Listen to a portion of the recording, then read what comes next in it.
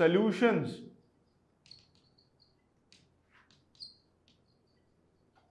to resolve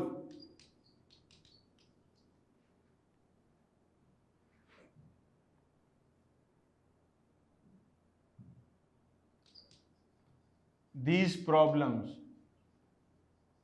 अब क्या solution हो सकता है जिससे हम इन प्रॉब्लम्स को सॉल्व कर सकें, जो हम पीछे देख के आए, जो बायोडाइवर्सिटी अफेक्ट कर रही है। सर आपने कहा था कि ज्यादा पानी से रूट खराब होती है, प्लांट्स उसकी नहीं होती, राइस की नहीं होती, हाइड्रोफाइट्स की नहीं होती, क्योंकि it's kind of a hydrophyte, उनकी रूट एडेप्टेशन ही बिल्कुल मुख्तलिफ है।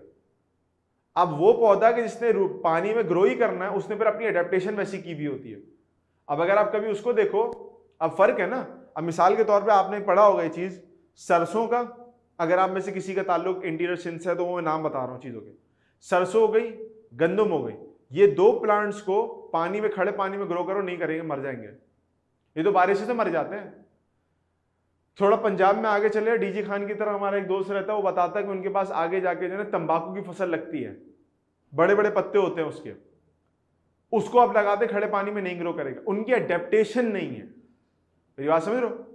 अच्छा, दूसरी तरफ अगर आप इसी जो चावल का पौधा है उसको उठा के सहरा में लगा दो कैक्टस के साथ, कि भाई दोनों प्लांट हैं तो प्लांट ही ना, किंगडम प्लांटे से ताल्लुक है, तो सेम होने चाहिए। कैक्टस अच्छे तरीके से चलेगा, ये तो एक ही दिन में मर जाएगा, ये चावल का पौधा क्यों मर जाएगा? उसकी एडेप्टेशन नहीं थी। तो याद रखें हमेशा एक बात, ये सिर्फ बायोलॉजी तक नहीं है, ये आपकी जिंदगी के लिए भी है। जब कभी आप किसी अनकंफर्टेबल सिचुएशन में रखे जाते हैं या खड़े किए जाते हैं, उस अनकंफर्टेबल सिचुएशन से बाहर निकलने के लिए आपको क्या करना पड़ता है? एडेप्टेशन। मेरी बात समझ रहे हो? तो जब आप कभी किसी मुश्किल जगह पे खड़े होते हैं तो आपके पास दो रास्ते होते हैं, या तो रो जाएं, भाग जाएं वहां से, रोते हुए भागेंगे तो अच्छा नहीं लगेगा, लेकिन चलो रोते हुए भाग जाएं, या फिर डटे रहें और अडेप्ट करें उस अनकंफर्टेबल सिचुएशन में रहते हुए और अपने आप को मंज के बाहर निकालें। कैसी बात, समझो? तो प्लांट्स एक सबसे बड़ी एग्जांपल इसकी ये होते हैं, क्योंकि प्लांट रो के भाग नहीं सकते, इंसान तो भाग सकता है, प्लांट ने तो खड़ा रहना वहां पर। तो कई सालों तक जब पौधा किसी जगह पे खड़ा रहता है तो वो अपने अंदर एडेप्टेशंस लेके आता है उस पर्टिकुलर इन्वायरमेंट के एतबार से, और फिर वो उसी इन्वायरमेंट का होके रह जाता है, फिर वो किसी का होता नहीं है। मेरी बात समझ में आ रही है सबको? और बेटा बात समझ में आ रही है मेरी?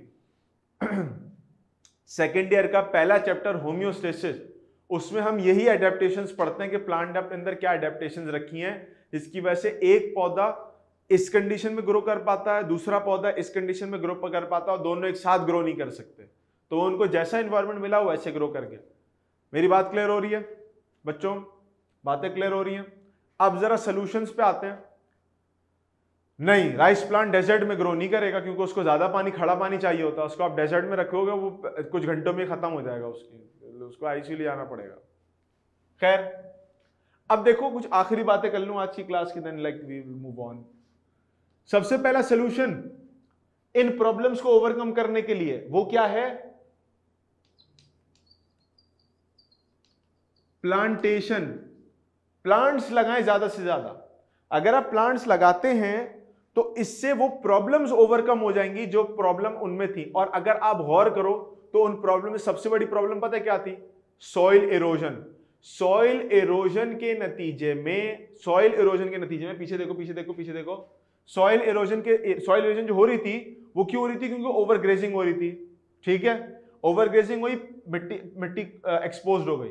अब उस पर फ्लड भी आता था उसकी वजह, और हवा भी चलती थी, सॉइल इरोड होती थी। अच्छा, फिर साथ ही साथ ये होता था कि जब आपके पास पौधे लगे हुए हैं और पीछे से जो है वो पानी डायरेक्टली एवेपोरेट हो रहा है, तो अपने साथ सॉल्ट्स को लेके बाहर निकलता था, उससे सैलिनिटी बढ़ती थी। और फिर वाटर लॉगिंग जब होती थी, तो वाटर लॉगिंग भी क्यों होती थी? आमतौर पर फ्लडिंग के नतीजे में वाटर लॉगिंग होती है। ऐसा नहीं होता जमीन से पानी निकल के आगे पानी खड़ा हो गया, नहीं।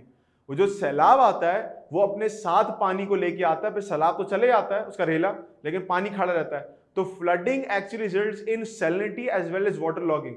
और फ्लडिंग को रिड्यूस करने का तरीकाकार क्या है कि जो दरिया है उसके जो अतराफ है, उसके जो कहते हैं ना रिवर बैंक, वहां पर प्लांट्स लगा दें आप। वहां प्लांट्स लगाने से क्या होगा, दरिया का लेवल बढ़ता भी है ना और दरिया प्रेशर मार के आता भी है, तो दरख्त इतने सारे होते हैं कि वो उसका बहाव स्लो कर देते हैं।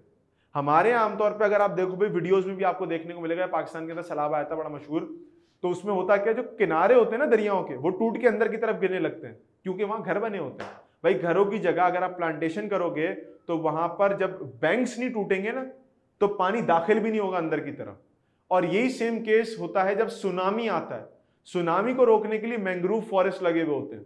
वो क्या करते हैं, उसकी प्रेशर को कम कर देते हैं, पानी को अंदर दाखिल नहीं होने देते आबादी के अंदर। मतलब पानी ज़्यादा से दाखिल तो होगा, आप नेचर से लड़ नहीं सकते, लेकिन एक हद तक आप चीजों को कम कर सकते हो। So what we are going to do is we are going to plant trees, we are going to plant trees. अब प्लांटेशन कहां कहां होगी, प्लांटेशन किसकी जगह पे होगी वो नोट करते जाओ। प्लांटेशन होगी लैंड, यानी आपके पास ग्राउंड के ऊपर, जमीन के ऊपर। आपके पास प्लांटेशन होगी इंक्लाइंड ग्राउंड पे, for example mountains and hills, जो इंक्लाइंड कंडीशंस है वहां पर। तीसरी चीज river bank and coastal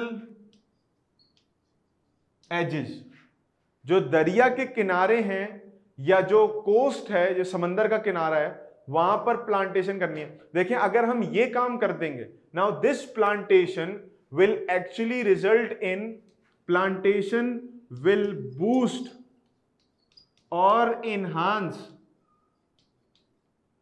animal migration, यानी एनिमल्स उस जगह पे माइग्रेट करके आना शुरू कर देंगे। जब एनिमल्स माइग्रेट करेंगे तो प्लांट्स ज्यादा, एनिमल्स भी ज्यादा, रिजल्ट इन व्हाट, एक जुमले में कंप्लीट कर दो। जब प्लांट आपने ज्यादा किए, एनिमल्स माइग्रेट होकर आना शुरू हुए, इन दोनों चीजों के नतीजे में क्या बढ़ जाएगा, बोलो भाई क्या बढ़ जाएगा। हम वर्ड इस्तेमाल करते हैं यहां पर बायो